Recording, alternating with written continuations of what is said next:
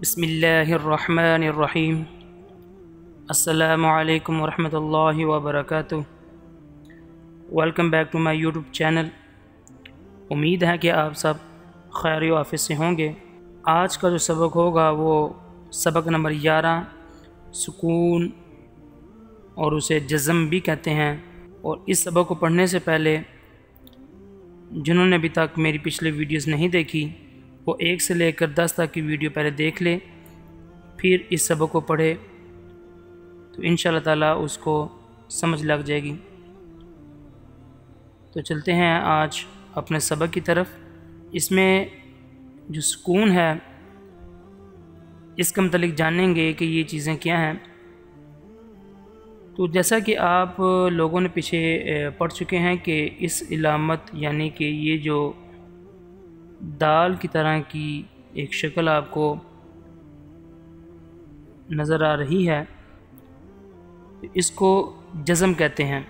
یہ چھوٹی دال والی شکل اس کو ذہن میں رکھیے گا، اس کو ہم جزم کہتے ہیں، جزم۔ اور جس حرف پر جزم ہو اسے ساکن کہتے ہیں۔ اب ہمیں پتہ چل گیا کہ یہ جزم ہے تو پھر یہ سوال پیدا ہوتا ہے کہ اس کو پڑھتے کیسے ہیں؟ تو اس کا جواب یہ ہے کہ جزم والا جو حصہ ہوتا ہے یعنی کہ جس کے اوپر جس حرف کے اوپر جزم ہو وہ والا حصہ اپنے پچھلے والے متحرک حرف سے مل کر وہ لفظ ادا ہوتا ہے، یعنی کہ جزم والا حرف اپنے سے پہلے متحرک حرف سے مل کر پڑھا جاتا ہے۔ یعنی کہ یہ جو تا ہے، تا کے اوپر جزم ہے یعنی کہ تا ساکن ہے، تو یہ جو تا ساکن ہے تو اس سے پیچھے والے حرف سے وہ مل کر ہی اس کی ادائیگی مکمل ہوگی۔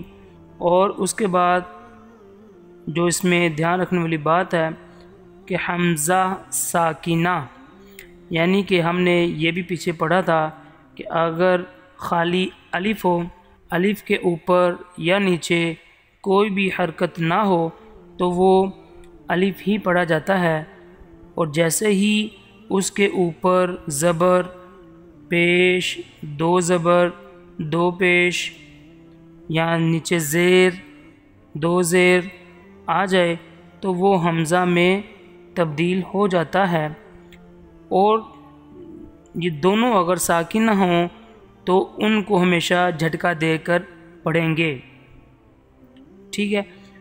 اور اس سبق میں سب سے جو خاص بات بتانے والی ہے جو چوتھے نمبر پر ہے حروف قلقلہ، اس کو آپ نے ذہن میں رکھنا ہے کہ یہ حروف جتنے بھی ہیں اس سبق میں آئیں گے اور آئندہ قرآن پاک کے اندر آئیں گے، ان کو جو میں ابھی بتاؤں گا کہ ان کو کیسے ادا کرنا ہے تو آپ نے ان کو ذہن میں رکھنا ہے اور کبھی اس کو بھولنا نہیں ہے۔ حروف قلقلہ جو ہیں وہ 5 ہیں، قاف، طا، با، جیم اور دال۔ اور ان کو یاد رکھنے کے لیے ایک مجموعہ حروف بنایا گیا ہے جس کو کہتے ہیں قطب جدن، یعنی کہ اس میں قاف بھی ہے، طا بھی ہے، با بھی ہے، قطب، پھر جیم بھی ہے اور دال بھی ہے، جدن، ٹھیک ہے۔ اچھا، اب یہ ہے کہ ان کا اس سبق کے اندر کیا کام ہے، یہ اتنا اہمیت کیوں رکھتا ہے، تو آگے ہم اس کو بیان کرتے ہیں کہ ہمیں پتہ چل گیا کہ حروف قلقلہ 5 ہیں، قاف، طا، با، جیم اور دال۔ تو اگر پہلے تو یہ جان لیں کہ قلقلہ کے معنی کیا ہیں۔ قلقلہ کے معنی ہیں جنبش اور حرکت کے ہیں، یعنی کہ ان حروف یعنی کہ جو آپ نے ابھی اوپر دیکھے قاف، طا، با، جیم، دال، قطب جدن، ان حروف کے ادا کرتے وقت مخرج میں جنبش سی ہو جس کی وجہ سے آواز لوٹتی ہوئی نکلے اسے قلقلہ کہتے ہیں۔ اب ہمارے سامنے یہ ایک مثال سامنے ہے، یعنی کہ تو طوا میں تو کیسے پتہ چلے گا کہ یہ قلقلہ ہے، کیسے اس کی ادائیگی ہو قلقلے میں، کیونکہ یہ والی جو ہم نے ابھی لائن پڑھی اس کا یہاں پر کیسے پتہ چلے گا کہ آواز لوٹتی ہوئی سنائی دے یا نکلے؟ تو اس کے لیے یہ لفظ کا ساکن ہونا لازمی ہے، کیونکہ جب پچھلا والا حرف اس حروف قلقلہ کے ساتھ ملے گا اور وہ ساکن ہو تو پھر اس کی آواز ہم وہ نکالیں گے حروف قلقلہ کی، جیسے کہ یہاں پر ہوگا آتو، تو جیسے ایک ایکو میں ہوتی ہے نا، تو آتو، اس کو آت نہیں پڑھیں گے، آتو، یہ ہم آگے مشق میں دیکھیں گے مزید ان کو۔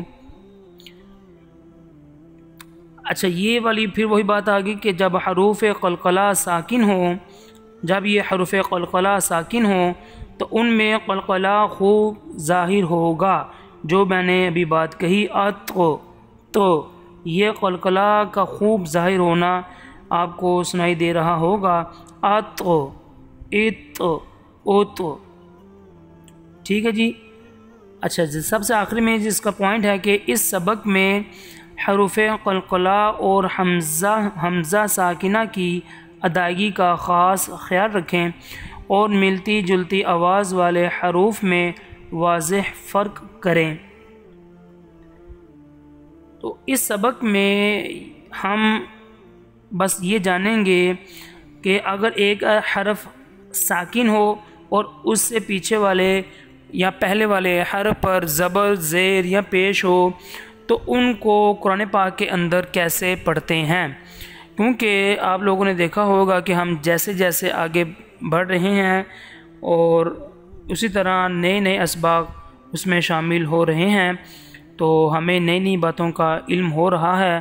تو آپ لوگوں نے جتنے بھی آگے اسباق آئیں گے ان کو دھیان سے سننا ہے، اور جو پچھلے والے اسباق ہیں ان کو دھیان سے سمجھنا بھی ہے، پڑھنا بھی ہے اور سننا بھی ہے۔